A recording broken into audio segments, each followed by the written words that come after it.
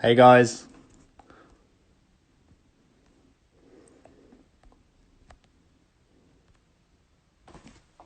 Just wait a few seconds for Jack to come on and then we'll start. How's it going, guys? How you doing? Thanks for joining.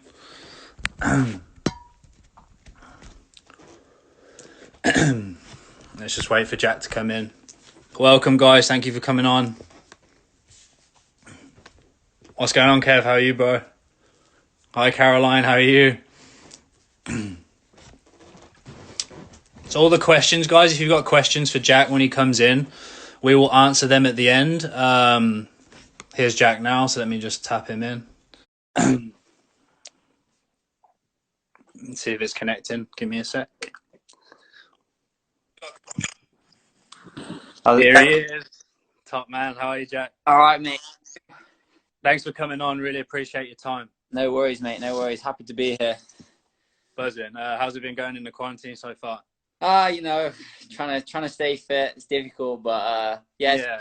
The club do a good job of giving us like programs and stuff to keep us busy. So I was going to say you must be on a regimen from them.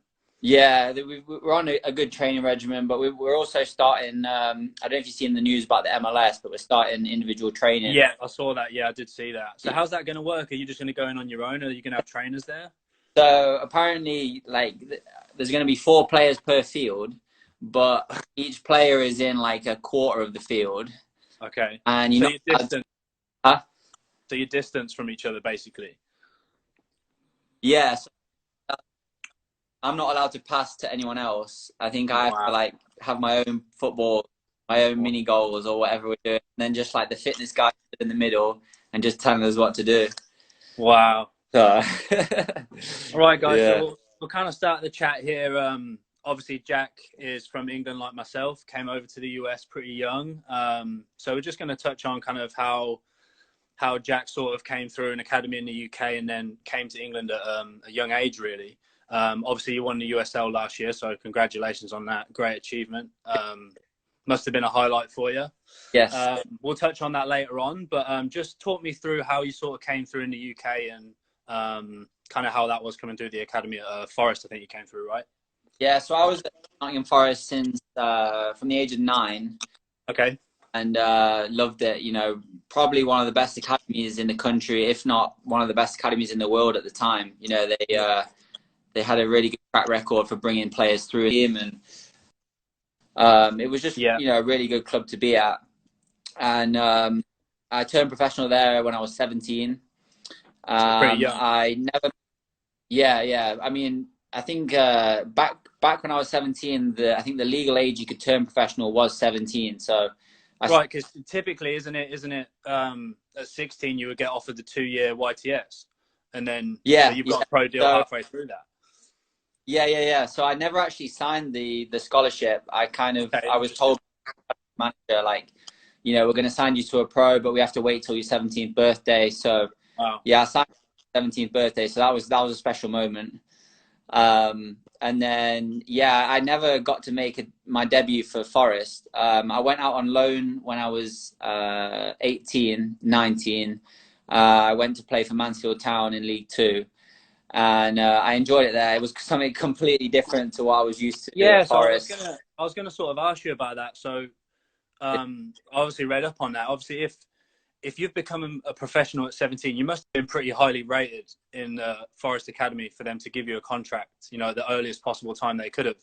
How did that kind of, and then not to really make your debut for them and go out on loan? Was there anything that happened in between that? And how was it kind of dealing with that? Because you must have been thinking, I'm going in the first team here and I'm buzzing, I'm going straight through to the first team.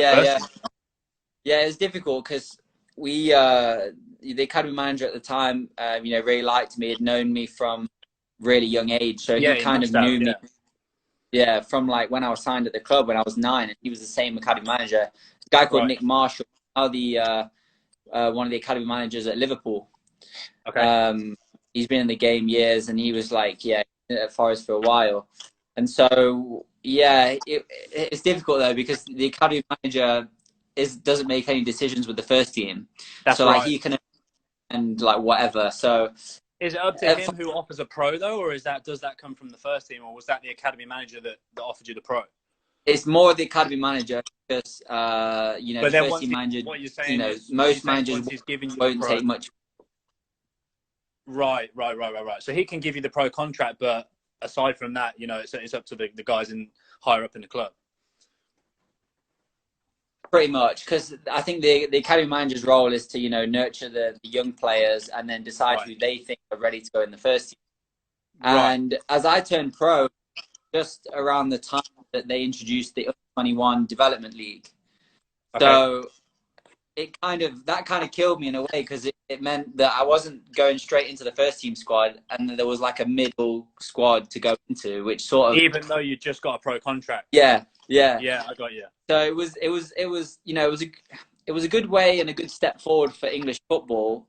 You know, developing players for a longer period of time, but it affected my situation slightly negatively. Because you wouldn't have been thinking once you got that pro that was going to happen. Yeah, exactly. Yeah. It happened so quickly. So you know, the trouble at Forest was we had a lot of managerial changes. We had like something like 8 managerial changes in 3 seasons or something. Something absolutely ridiculous. So as a player, it was extremely difficult to like to try and break in, because like impress one manager or, you know, opinion of you as a player, and then they'd get sacked. Then you'd have to start all over again. Interesting, you just said that. So I was listening to Gail Clichy's podcast on Jonah One-on-Ones yesterday night, and he's just talking about with pro football, it's just there's so many things that have got to go right or wrong on someone's path to get to the top. You know, Gail Clichy's story was sort of, there was a guy who's something happened where he was traveling somewhere, and at one time he was seen on a game, and you know, that was an Arsenal scout, and he ended up going to Arsenal, and just so many things have got to go right for your career to go a certain way. That go into the Premier League, and someone playing in the lower divisions is really kind of minuscule details at those kind of ages. So it's kind of interesting, your story as well. So I was go ahead. The decision to like go on loan was more really. I kind of was at the stage where I was like, I want to get some professional games under my belt. You know, I'm 18, almost 19, and feel like I'm at that time where I need some professional experience. And, you know, to be honest, I didn't enjoy the Under-21 Development League. It was a lot of games that were just nothing games. They didn't really mean anything. There was playing for nothing. A lot of first team players coming back from injury were playing, and it was just like, didn't want to get injured. So I made the decision to go out on loan, and it was towards the back end of the season, so I wasn't there long. But in the games that I played there, I think like I grew up as a player more than I bet you did. Because you're playing against guys that are fighting for their families. That's why. Exactly. Yeah, and it was a whole different contract. It was a whole different mentality, you know, to go from like the Under-21 Development League to then playing in League Two.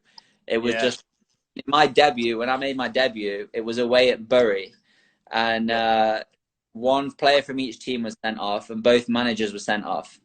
Yeah, and that was standard, isn't it? That's standard in League Two. So that must have been so much different to playing in that development league. How did that, like you said there, you obviously grew up probably as a young man there and as a footballer. What would you think were the biggest kind of differences? Kind of obviously it's obvious, but going into that kind of environment, people getting snapped every 3 seconds, you know, you actually got fans there that are giving you some stick. So how was that to deal with? Because you were still, how old, 19 you said? 18. 18, so you're still very young there. Yeah, it was, the first main difference was the physicality.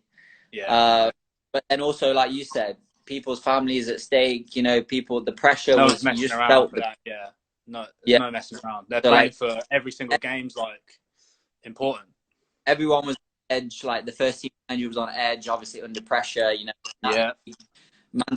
I went to Mansfield, they were sort of like bottom half of the table, so he was like really feeling the pressure.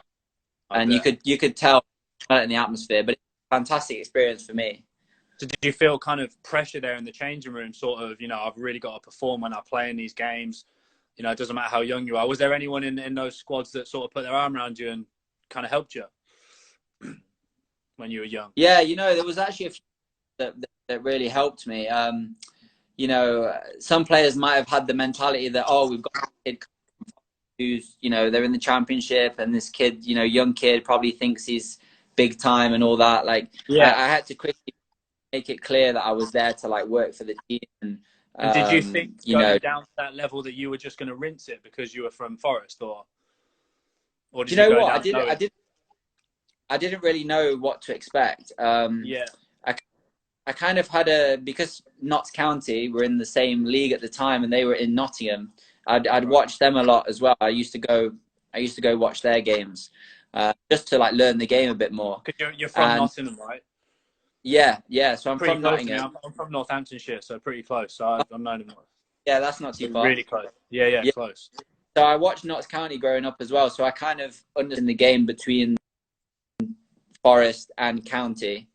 And so like I was going there with the mentality that I kind of knew it was going to be a lot more like physical.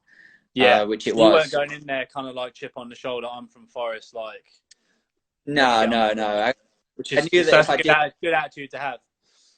Yeah, because if I did that, I would. You could have been like, listen, I've gone for Forest. Who are you like? Do you know what I mean? So that's good. That's really good. Shows a lot about your character, but it's good that there was players there that probably helped you, because I'm sure. What was it like the first time you sort of walked on the pitch and played at that level? Yeah, you know what? It was a special moment, really. You know, it was just one of those moments that you dream about. You know, making your professional debut. You know, you don't know what circumstances going to be in. You don't know what team you're going to be playing for. It just happened to be Mansfield Town in League Two, and you know, I actually didn't know I was starting until an hour. So you started the game. Wow. Yeah. So like we arrived at the stadium. How was that obviously, when you found out? Well, it kind of threw me back because like I didn't. It was only the first game we went was away to Torquay, and I sat on the bench. I didn't expect to play. And then this was the second game, and it was only like a few days later. So we got to the stadium, like all the shirts were hung up in the dressing room. You know, a great feeling to see it anyway. And then the gaffer read out the team, and I was like, my mentality just went from calm and relaxed to like, you know, I had to become really like focused. And yeah, I was gonna say, was that kind of, how did you? Obviously, you didn't have much time to prepare mentally for that. You know, was it daunting? Did you feel kind of butterflies where you were kind of a bit worried, or were you just confident in your ability and you're just ready to play? Do you know what? I actually preferred the fact that I was told last minute, because I think if I'd have been told a bit early, the day before or the couple of days before, then it would have probably like been a bit more difficult to deal with. So it was kind of worked out well, but I've never really been one to get too worked up before a game. I've always been one to like just be calm and relaxed and like save my energy. So yeah, it was good though. A really cool experience. And then that first game you started, how did that first game go? So we actually we drew 0-0, which for us at the time, Bury were doing quite well, so it was a good result for us. Obviously, like, you know, 4 people sent off in the game, like it was crazy, but you know, I loved every second of it. I bet. So fast forward then a couple of years, if there's anything that happened in those couple of years before kind of the America move came about, then feel free to kind of inject kind of what went on there. But I just was wondering, because, you know, I was thinking a lot of players usually will come to the US a little bit later. You know, they usually come after they've had you know, a bunch of years in a certain league in England or wherever they're coming from. So to come at 21, how did that come about? And I know you've got a young family. I'm not sure if your son was born then. Was your son born when you first came to the US? No, he was born. So that's okay. You obviously big decision to come to a different country at such a young age. What kind of how did the move come about, first of all, and then how did you kind of make that decision, which is a huge decision for any footballer? Yeah, you know, it's actually a pretty cool story. So I was at the stage where I was in the last year of my contract at Forest. Obviously the season ended in May. It was the season ended May 2015. And in September 2014, I found out I had a stress fracture in my leg, which really back physically and mentally, obviously. So I was out from September. I had a few complications, and I didn't get back playing until the start of February 2015.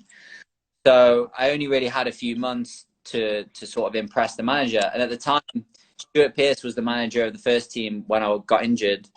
And then whilst I was injured, he got sacked, and it was like, you know, ninth managerial manager. And then Steve Cottrell came in, who didn't know anything about me. You know, all he saw was, you know, young player who's not had much professional experience. And, you know, I guess the decision was made to just not renew my contract, which at the time really, you know, it was a really tough pill to swallow. It was the first time I'd really experienced that kind of rejection. So I was going to say, just to talk about that a little bit. How was it to first off deal with an injury, and then secondly to kind of go from, you know, being like a star boy, if you like, you know, you've become a professional so young at a club that you've come all the way through the academy, and then to kind of going right down the pecking order. How was that for you mentally? Was it a struggle? It must have been hard.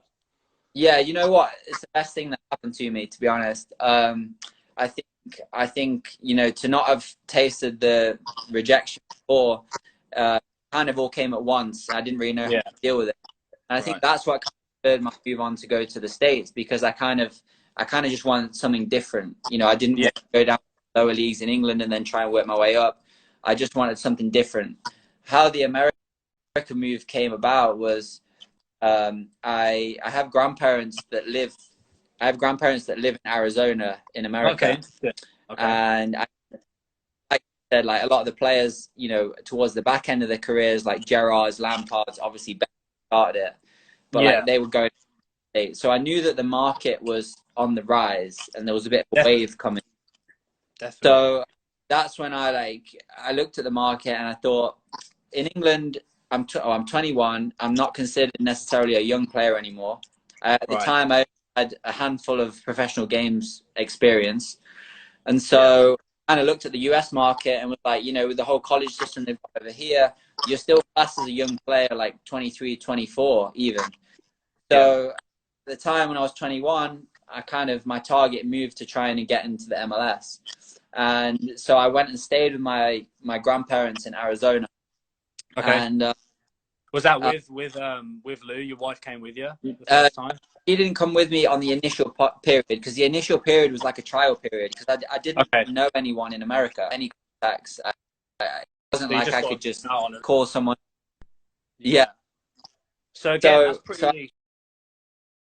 Carry on. That's you know, you've got some balls to do that. You know, not a lot of players. It's not an easy route to come somewhere you don't know. You know, like you said, you could have probably easily got a contract at a lower league club and gone that route. So, you know, props to you for that. But carry on with how it kind of manifested here. Yeah, so I think that, like I said, that what happened in England kind of really left me with a bit of a bitter taste, because, you know, biggest lesson I learned from it was that no one owes you anything in football. You can be at a club for years through their academy, and, you know, at the end of the day, if one coach's opinion deems that you're not good enough, then you know, there's no loyalties in football. Right. To me, it was like a really big learning curve, and something like a mental hurdle that I had to overcome. So that's why I think that it was the best thing that happened to me, especially young. Yeah. So like, I went and stayed with my grandparents, and that was like a trial period. So I went and contacted clubs individually, and the club that I contacted was Orange County. Nice. And I went into Orange County Blues on trial. It was my first trial period. And I don't know if you remember a guy called Barry Venison. Yeah, so I remember Barry. So this was when it was OC Blues, right? And they were they still training at UCI then, at the college? Yeah, the one with the orange balloon. Oh, that's a great park. Yeah. So I've trained there a bunch. Yeah, I know that's that. So now there's a stadium there. Have you played against them this year or here? Yeah. We played. Yeah. So Barry was the coach, and with him being English, he kind of took me under his wing a little bit, nice. and explained to me that, you know, because I just contacted him directly on email. He didn't know, I didn't know him, and I basically just said, I'm here in America. I've been at Forest all these years. I'm looking for a break, you know, and a bit of a chance in America.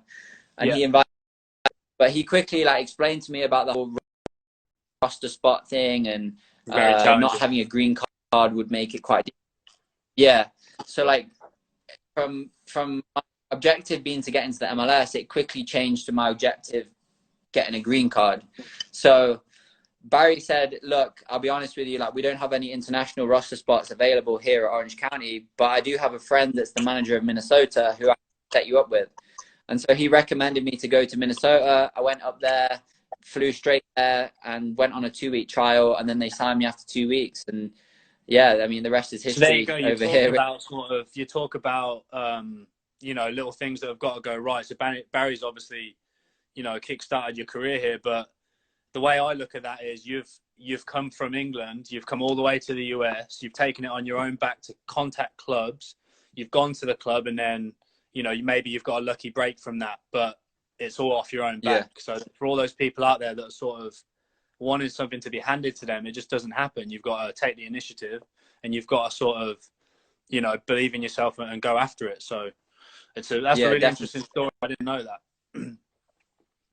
So then you got signed by Minnesota. Then what happens? So I had to fly home to England to get my visa, and then that's when my wife, who was my girlfriend at the time, came over. And at the time, Minnesota were going from NASL to MLS. The season that I signed for them was their last season in the NASL before they moved to the MLS. So was that Christian Ramirez was still there right at that time? So yeah. Christian, yeah, good player, great guy as well. Yeah, they had some really good players in that team as well, some really good experienced players, and that's when the whole green card came into play, because I signed there. I actually scored on my debut. We played in the Open Cup. Worked my way into the team. How was that? Your first game you scored?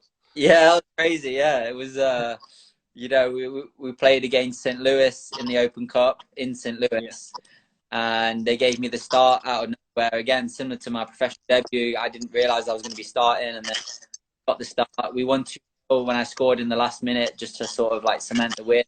Yeah, great feeling. Oh, that's amazing, man. Quality. Yeah. So then, sort of, I was going to ask as well, how was your girlfriend, now wife? What was she like about? Oh, okay, we're moving to America now. Was she up for it? How was that? Since day one, like, she's been nothing but supportive of my career. You know, she knows that what my dreams and my aspirations are. She knows where I want to get to, and she's done nothing but support me. You need that. Yeah, that was really important. You know, to have someone with me experiencing it and also like supporting me, because it is like a lonely experience as well. You know, going over and sure. 100%. So how did you, was there any sort of glaring things that when you came over here, you felt, you know, culturally and on the pitch, what was the biggest thing? Did you feel like it was different on the pitch, and how was it adapting to a new country? Because you're only 21, right? Yeah, I was 21, yeah. So you're still very young. So how was that? I was actually really, really pleasantly surprised at the standard of the game in America. Again, I had no idea what it was going to be like. I didn't know what the standard was going to be like at all until I trained with these players and with the teams. And I was really pleasantly surprised at how the game was over here, especially in like the second tier. And in the NASL at the time, like, I think there was some really good players, some really like top quality players. People were earning good money as well, you know. It was, they were. I remember then. There was like Samaras was playing in the NASL. I think, Nico Kranjčar, Raul. Raul for Cosmos. Yeah, so crazy. There was some money flying around, that's for sure. Yeah. So then, like, after I signed for Minnesota, I played for the second half of the season, and then they were going up to MLS. So again, I was left in a situation where I was an international player. I didn't have a green card, so I mean, they just told me straight up, you know, we liked you as a player, really good, talented young player, but we need to use our international roster spots.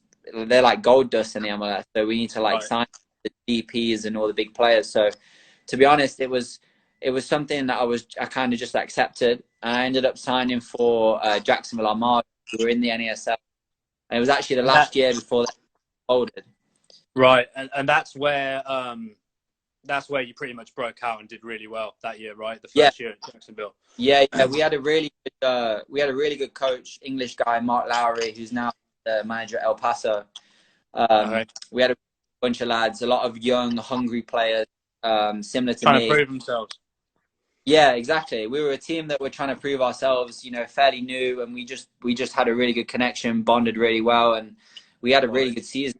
Yeah, I mean, personally, I had a good year as well. So yeah, that was the real like. You won the Young Player of the Year that year, right? Yeah, yeah. So again, after such a hard time, if you like, in Minnesota, you've done well, but you know that's sometimes the politics of football, where it doesn't really matter how good you are. You know, sometimes there's a roster spot that's got to be filled in a different way, or you've kind of bounced back from that again. So it hasn't. It's good to kind of touch on the fact that your career hasn't just been, you know, you've gone straight to the top. You've had no bumps in the road. You've had to deal with not really rejection at Forest, but not really rejection when you came here. But you've had to deal with, you've not just been plain sailing at every club you've been at, which must have made you stronger as a person and as a footballer as well. Yeah, you know, it's funny you say that. I know we're going to touch on the YouTube stuff as well, but a video I put out today was all about like, mental strength. I honestly think that like the mind is similar to like a muscle. You know, you work the muscle really hard, then it builds. And I truly believe that if I hadn't have had the experiences that I had in England and, you know, getting released and then having to go over to a new country, I wouldn't be as mentally strong as. I can definitely attest to that as well. Not only in my football career, but in just things that have happened in my life. If you don't go through these things, then you really don't appreciate when you do, you know, get some kind of success. So I definitely feel you on that for sure. It's a big thing to go through things like that. And, you know, when you're in the middle of the struggle, you're thinking, you know, this is terrible. I don't know how I'm going to come through this. But once you do, you're really sort of stronger for it. So the mental side is massive. There's some people that have asked questions about that we'll touch on at the end. So then you sign for Jacksonville. You do really well. What happened after that first year at Jacksonville? So did really well, and then managed to finally achieve what I wanted to achieve, which was get the green card in my contract for and which is massive. Yeah, I mean, like a $20-30 process. Yeah, it's massive. Yeah, it's huge. And so obviously with what's going on this year, I'm still going through that green card process. So I'm still like 2 years down the line. I'm still like the green card. I'm right at the end of the process. I just have to go back to England and have like an interview, and then I've pretty much got it. So it's been a frustrating period, like waiting for it. But it all started back in Jacksonville, and that's when the league folded in the NASL, which was kind of a difficult time. And then I ended up signing for the Rowdies in Tampa, which is a fantastic club. Yeah. Right. There's been a lot of English players come through there. Yeah. So you went to Tampa. So that was a loan at first, right? Yeah, so it had to be a loan because of my green card in the contract. Okay. So they loaned me. It was a bit of a weird story, but they had to loan me from Jacksonville, even though Jacksonville weren't in a professional league. And then the day before the start of the season for Tampa, like 2 days before, the GM of Tampa comes to me and says, "We've got a problem. We can't sign you to officially to the league and have you play because you're still attached to Armada and Armada aren't in the professional league anymore." And there's all these complications. They ended up just signing me permanently 2 days before the start of the season so that I could play on the Saturday, which was pretty cool. Wow. So then how long did you stay at Tampa before sort of your Monarchs? Because after that it was Real Monarchs, right? Where you are currently in Utah. Yeah. So Tampa was you know, a fantastic club. It's a nice place. Really amazing. How did you like Florida? Oh, mate, Tampa was incredible. Yeah, we were living the life. Yeah, different and you know, I was different. I was I mean, like teammates with Joe Cole, someone you watched like grow up. Yeah, I didn't realize you played with Joe Cole. I was going to ask that. That must have been unbelievable. Yeah, I mean, you know what? You wouldn't realize what he's achieved in the game from speaking to him, just because he's so humble. He's such a nice guy. He'll do anything for anyone. I got really good friendly, and you know, our families did as well. But Tampa was another difficult, turned into a difficult situation because I was playing every game. Then we had a managerial change, and the new manager, I guess, just wanted to go maybe a little bit more experience, and wasn't having you. Myself like left out the team, which was kind of frustrating. So I knew that the Monarchs were interested back in the off season before I signed for Tampa. And so, yeah, I ended up going on loan for the rest of the season to the Monarchs, and then 2.5 years later, still here. So, so now you've got some kind of, I mean, touch wood, because you know there's nothing that's certain in football, but you've got some kind of stability now where, you know, we'll touch on winning the championship in a second. But so again, you've been doing well. You're starting every game, and then suddenly, bang, managerial change, and you're down the pecking order again. So it's just important, I think, to touch on that for anyone watching. Sort of, you're going to go through these things, and I've experienced it. I'm sure there's every player that is a footballer has been through things like this, where sometimes it's not about your talent or how good you are or how good you think you are. It's just sometimes you're just not seen in the same way by one certain coach to another one. And it's just important to always, I think, like we talked about mentality, you've got to always have belief in yourself, because when you get knockbacks, you know, it's easy to question yourself thinking, you know, do I believe what this person thinks of me, or do I just keep that self-belief? And you've got to have it, because if you don't, then, you know, you're going to capitulate. Yeah, that's exactly my motto. That's how I think, you know, football is a game of opinions, you know. That's what I was going to say, you know. It's a game of opinions. It's so different. Yeah. But so then we'll fast forward now to the first thing I want to ask is kind of the experience of Monarchs. But have you ever been a captain before you went to the Monarchs, or did you become a captain there? I'd captained a side when our proper captain wasn't available at Jacksonville, but it was the first time that I was like announced as the like club captain. And how did that kind of change? There's a question someone asked that we'll touch on later, but did that add more responsibility to you? How did that change you as a player and a person around the club? You know what? Ever since I was a young kid, I've always wanted to be captain. You know, really? From playing as 9 years of age to now 25, I've always felt as though like I offer some leadership to a team, and you know, who I feel like I could set by example. And yeah, I mean, to be given that captaincy, especially at, you know, just 24, I was still really young. Yeah, it was a really proud moment, and something that I'd always wanted to do in my career. So you took it in your stride then, and you were sort of felt like you were ready for that. Yeah. I tried to, like, you know, on the field, I've always tried to like act as a captain, whether I've been wearing the armband or not. I think it's important. You know, successful teams always have leaders in the group, and you know, you don't have to be the captain to be a leader. So no, that's right. Yeah. So brilliant. So you've obviously moved again. You've gone to Utah now, different climate, very different place. But Utah is a beautiful place. I've done Zion, and Utah's beautiful out there. Yeah. But again, quite obscure. You kind of feel as you're driving through, it's very, you know, there's nothing really there, is there, in some certain parts? Yeah, you know, it took me a few weeks to get used to the altitude as well. The altitude's pretty crazy. Different because you're up in the mountains there. Yeah. But you'll have to come up here. We'll have to do a session together. Oh, definitely, mate. I'd love to sometime, for sure, definitely. I've been watching your workouts with Matt. I was just texting Matt earlier, and I was saying I've been keeping fit, but nothing like you boys. I'm like, you boys are machines. I can't be doing them workouts you're doing. Matt just laughed. Pretty tough. But yeah, definitely one day. So settling in, obviously you've had to move with Lou again. And what year was your son born? Was it? Obviously, it was before Monarchs, right? Yeah. So that was another, I mean, 28. I was going to say as well, sorry, I wanted to touch on that. How did that must have changed you so much becoming a dad, you know? So we got married the year I was at Jacksonville in 2018. We got married the middle of that year. And then like less than a month later, we found out that Lou was pregnant. So kind of happened really quickly. And then in 2018, Leo's due date was March the 4th. But he was born really premature in January 20th. So that was their complication. Yeah, that was difficult because she was 33 weeks and was in the care for like 3 weeks. So it was a difficult period of time. I bet. but he's you know, touch wood, everything's great with him. He's really healthy now. And she's pregnant again, isn't she? Yeah, so she's almost Congratulations, man. Thanks, mate. Yeah, she's almost at 32 weeks now, so she's nearly there. She's getting there again. Wow. How's is Leo ready to be a big brother? Yeah. Well, we've sort of introduced, you know, because we know we're having a girl, so we've said like, you know, baby sister and stuff. He's got into it a little bit, yeah.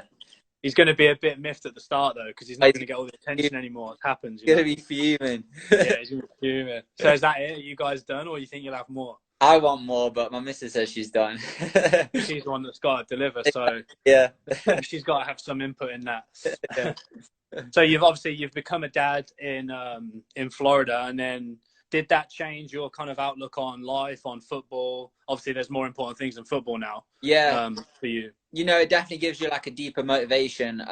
You know, not just to provide for my wife, but then also for our son is definitely like a special feeling. And I think, you know, that feeling has definitely pushed me on with my game as well, you know, just to know that you've got that expectation. And it's a bit of a weird feeling how it affects your game. But yeah, it really helps positively. Yeah, I can imagine. So we'll fast forward to Monarchs. Obviously, you've been pretty successful there. Obviously, I want to congratulate you again on last year, because thanks. It's a pretty unbelievable achievement. You've only been at the club a couple of years. You're the captain. Just walk me through your experience so far in Utah and kind of how it all culminated to winning it last year. Yeah, so I arrived middle of 2018. We just missed out, got into the playoffs, but lost in the first game. Yeah. And then, 2019, started the new season, whole new bunch of players. And, I was given the captaincy, so that was a real honor. To be honest, we started out, we just had a bit of an average start, and then midway through the season, we kind of just kicked on. You know, we had a bit of a formation change, really helped us. We moved to a 3-5-2.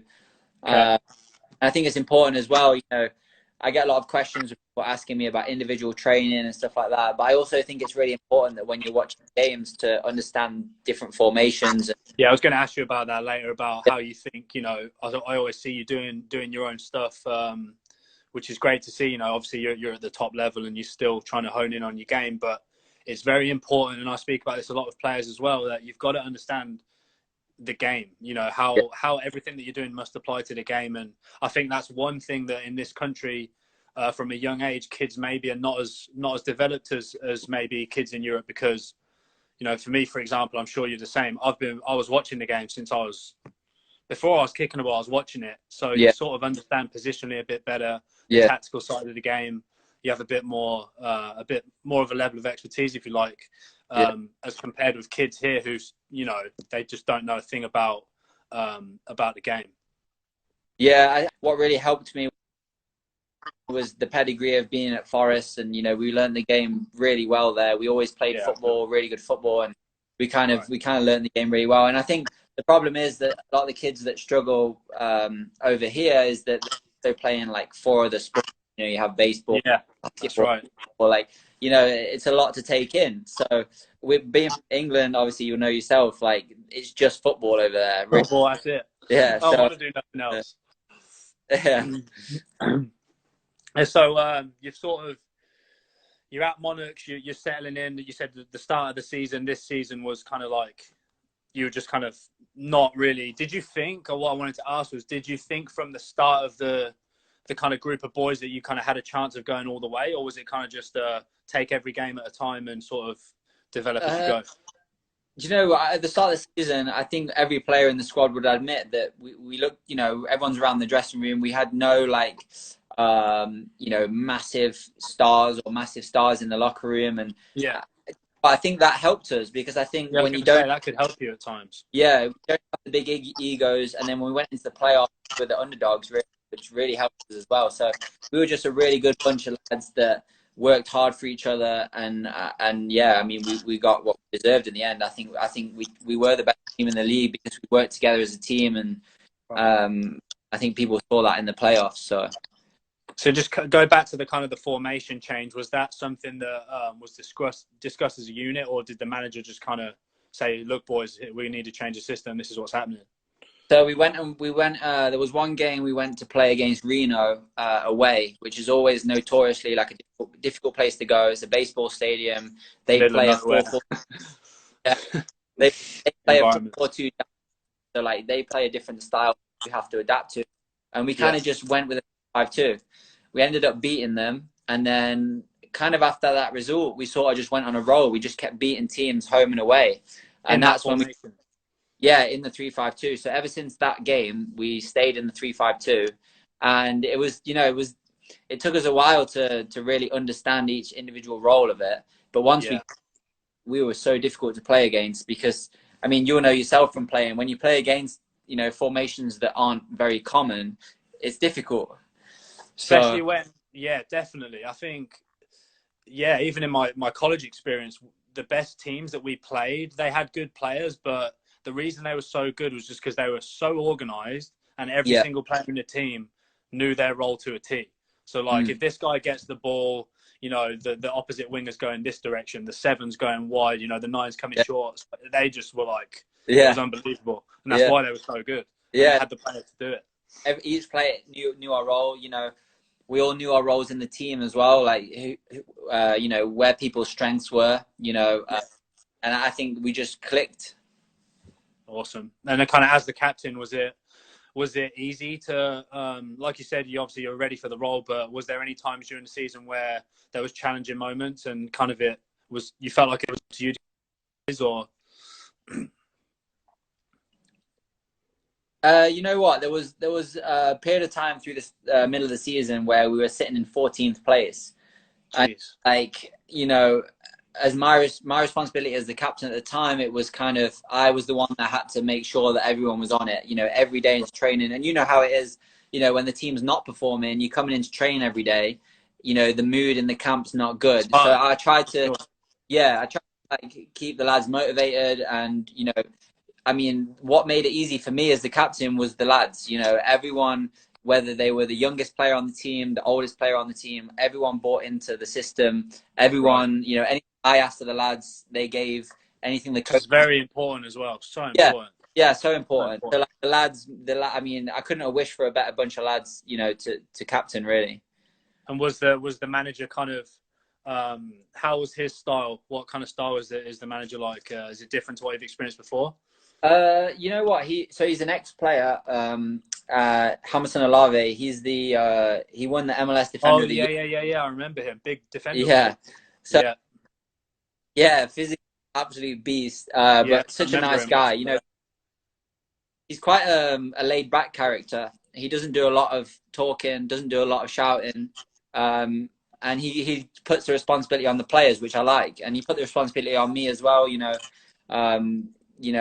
To give, some of the team talks before the game, just things like that. Enjoyed that responsibility. And again, it was another experience where, I had to grow up, and it was fantastic. I really enjoyed it. Awesome. And then just talk me through how it felt to actually lift the trophy as a captain. Your family were there. Can't even imagine. Is that the highlight of your career so far?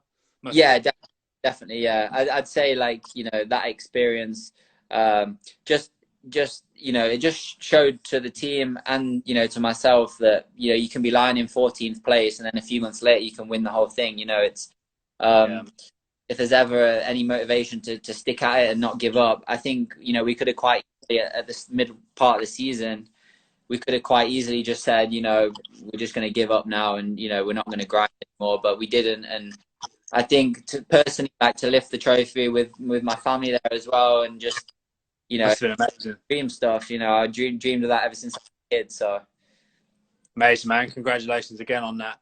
All right, we'll move on to, obviously you have a YouTube channel. So if I understand right, correct me if I'm wrong, you had one and then sort of went off it for a while, and then you sort of came back. I'm not sure if it was in between last season but you came back to YouTube. So I just want to kind of love what you're doing, by the way. Love everything that you're sharing. Thanks. Just really good for the kids that they can see what it's like as a real professional and kind of how you live your life, and even stuff you eat, your training. I think it's just invaluable, really. That's why I wanted to bring you on, and thanks. Hopefully, more people can sort of see your page. So what made you sort of go back to it? Yeah, no, thanks. I appreciate that. So it was in 2018, decided to start the YouTube channel. Yeah, And as a kid, I've always watched YouTube, like highlights of games, highlights of players. I've always yeah, loved watching it. And um, I kind of just, I watched Matt Sheldon and Michael Cunningham. Those lads were doing it as well. And I kind of thought I could offer something. And I kind of yeah.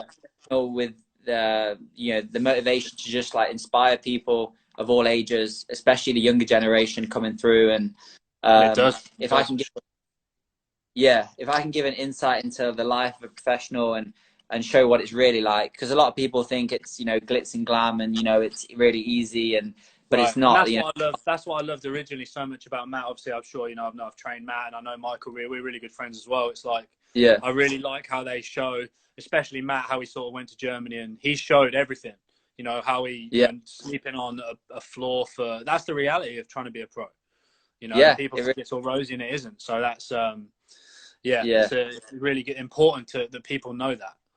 yeah. So I It's not had easy. obviously in 2018 had a lot going on. Leo was born, moved to the Monarchs. Yeah, So I kind of went through a period of time where there was so much going on in my personal life yeah, that I kind of let it go. And then once I got more settled and it was the start of the 2019 season, I kind of just decided to start back up again. And I'm glad I did. It's yeah. crazy. Naturally taken off now, huh?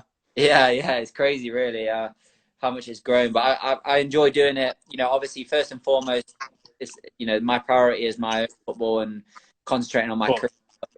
As footballers, we get a lot of time off, especially afternoons or when we're traveling, and I just put my time off into like use and put it into Right. something that I feel like could help people. So that's why I started back up. And I guess this period of time as well with the pandemic, like I'm just cracking on with the videos and Right, no, I think it's really good that you've restarted. I even watched the videos, and it's just good to see, like I said, with Matt and with Michael and with yourself. It's just good to see pros that are still they're so intent on improving and trying to get better. So yeah, really yeah. good that you start. I'm glad you started it again, and like I said, I'm grateful that you kind of give something back to the kids, something that you don't have to do. Do you know what I mean? Yeah, thanks, mate. Appreciate that. Yeah, mate, of course. So let's move on to what was I going to say now? Well, what we'll do for the last 10 minutes is we'll open it up to questions. It kicks you off after an hour, so we've got about 15 minutes ish.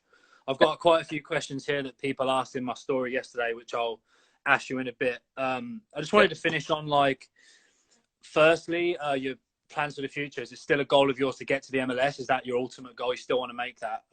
Obviously, the green card coming is important, but is that a goal, your ultimate goal? Yeah, I think I've built some good connections here at Salt Lake, and it's a really good club to be at. Yeah, it is, for sure. And, I think my goal in the near future, hopefully, the green card can make a difference. Hopefully, I can sign at Real Salt Lake. That's my main goal, to be honest. If not at Salt Lake, then another MLS team would be great. Right. But yeah, I mean, I do want to go back to Europe at some point, whether it is in England or Yeah, I whether. was going to ask you that as well. You got any intention to? I'm sure right now, obviously, you're still. That's a goal that's in kind of in the future you want to achieve. But obviously, for right now, which is what I tell people all the time, it's just I'm sure you just want to just dominate Yeah, as soon as you get back in the USL and just keep banging them in. yeah, can't wait to get playing again. Can't I can wait. imagine, man. I'm sorry.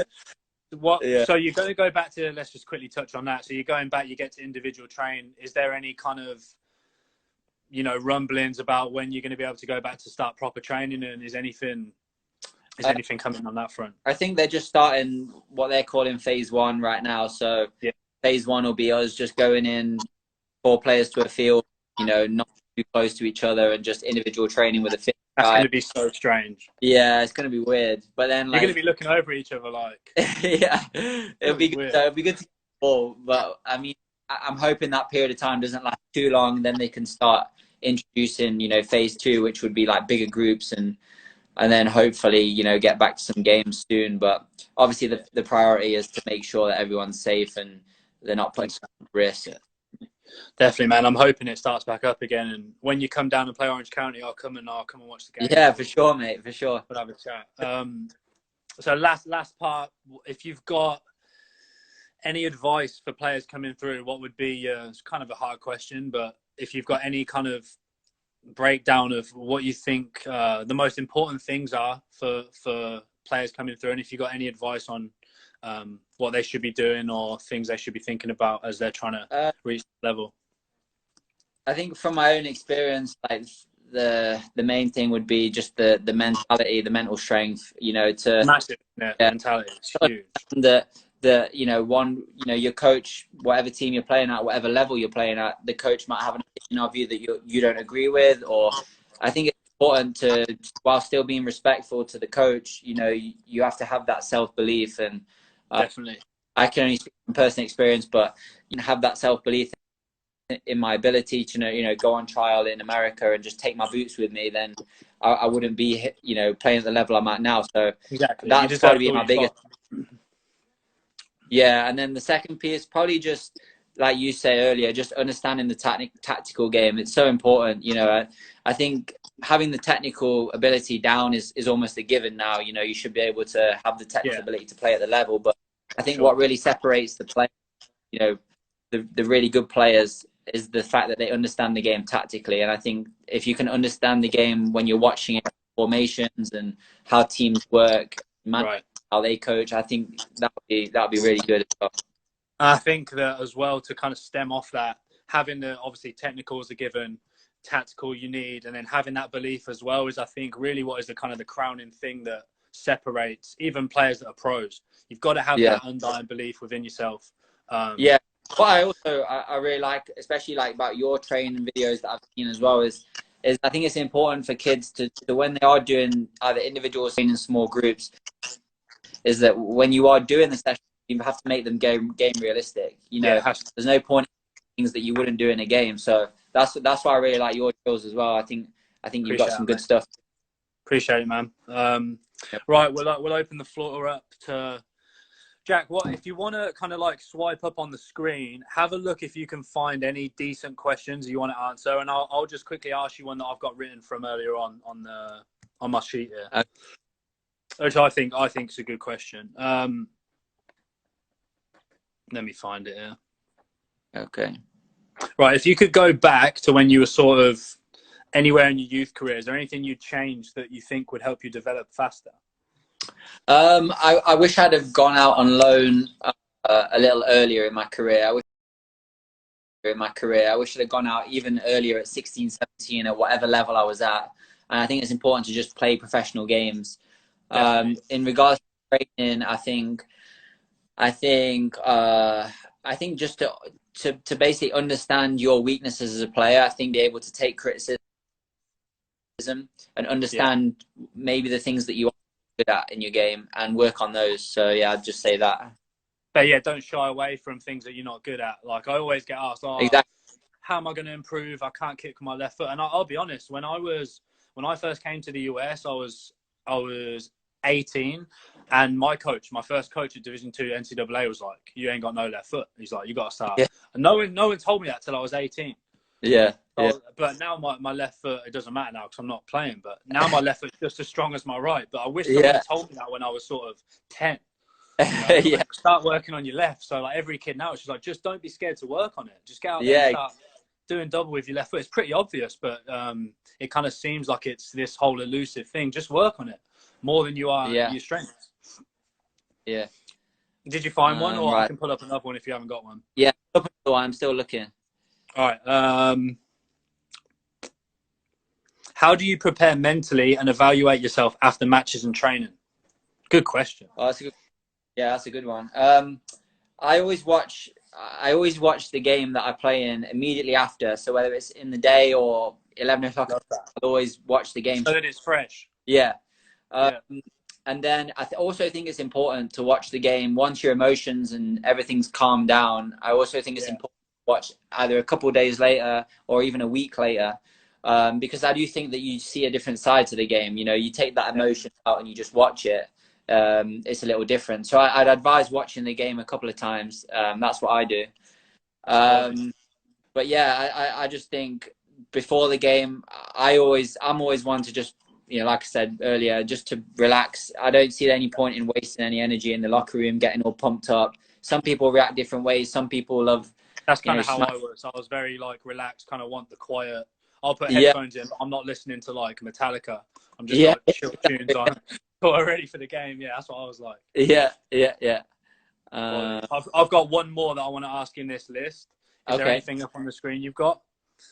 Here we go. Let me see if I can find one. I'll have a look as well. Yeah. Got to be decent. So there's one that says, so Ryan_Bujingo says, what's the difference between MLS to USL? I think just from playing and, from playing in the USL and training, we get to train on a regular basis with some of the MLS players. I would say that just the consistency is a lot higher. So players in the MLS are making less mistakes. But I also think there's a lot of players in the USL that I've played with and played against that, have the ability to play in the MLS. Definitely. There's a lot of really good players in the USL. So, yeah, I just say the consistency is a little higher. They can just basically, I'd say the same thing. I've watched multiple different, basically the higher the standard that they're playing, the less mistakes, the more crisp they are, basically. But it's very minuscule things from level to level. Yeah, I agree. Yeah. Very minuscule. And that's the same in England, from, League One to the Championship, Championship to the Prem. I saw James talking about this on his live the other day. The Championship's level was like unbelievably high. And like watching that, many of them players could step into the Premier League and do well. Yeah. As you see the teams that get promoted. Yeah. Right, I've got a good question here that someone asked. Okay, how do you react after making a mistake on the pitch, and does it affect you mentally? Oh, good one. Great question. So when I was younger as a kid, whenever I made off the field, I'm a little like OCD. I'm a bit of a perfectionist. So like anything I do, I always criticize myself. I always perfect. So I'm the same on the field. Like when I was younger, I did used to get like if I made a mistake in the first 5 minutes, like mentally I would struggle to hit that reset button and be like get over the mistake. But as I've sort of older, I think it's important to understand that I've played games where I've played terrible in the game, but then I'll score 2 goals and I'll get man of the match. And like I'll think, well, you've scored, but when I analyze my game, I'll think, oh, I've not played very well. But the broader picture is how you can affect the game. So you can play terrible all game, score the game winner, and then you. And you've got to think if you're playing a terrible game, and this is something I really struggled with all the way through my career. It was like if I'd made a mistake, my head would just drop. And as a striker or as an attacking player, you could get that chance at the end of the game and still be like pissed off about what you've done 5 minutes earlier. You're not going to score that extra chance. So so I always talk about having a really short-term memory, whether you're doing well or whether you're not doing well on the pitch. And obviously you have that because if it stems on, it's going to negatively affect your performance. Exactly. Moving forward. Well, we've got about a minute remaining. If you can find one more, we'll do one more question and then, then we'll be there. We've got 1 minute 50. Okay, hang on. Let's try and find one more question. It's fine if not, but let's see if we can get one. Someone's just asked your schedule right now. I'll just say, subscribe to the old YouTube. Yes. A good one here. Someone asks, how should you react to a teammate who you feel is unfocused and messing up a lot? So like that's a good question, because I feel like it's important to understand your teammates in the game, because some people take criticism completely different to others. I know there's a few players in the team who I can shout and scream at and it's not going to affect their game, but there's also I've played with where if you do go too hard on them, then crumble. So I think first and foremost it's important to understand like the personalities in your team. And, some player might need an arm around them. Some player might need a kick up the arse and shouting at them. So, I think it's important to understand the personalities in your team. Definitely. All right, man. We've got about 40 seconds. So I just want to thank you so much, man, for coming on, taking the time. I know you're a busy bee out there training and got the family at home. So really appreciate you coming on, mate. And appreciate all you're doing, man. Love the YouTube, and hopefully one day we can actually get together and do a session. Yeah, for sure, mate. Thanks for having me on. I've loved it. Yeah, appreciate it, man. Thanks for answering the questions, and it was quality. No worries, Sam. Cheers, mate. All right, mate. Take it easy, man. Talk soon. Bye-bye.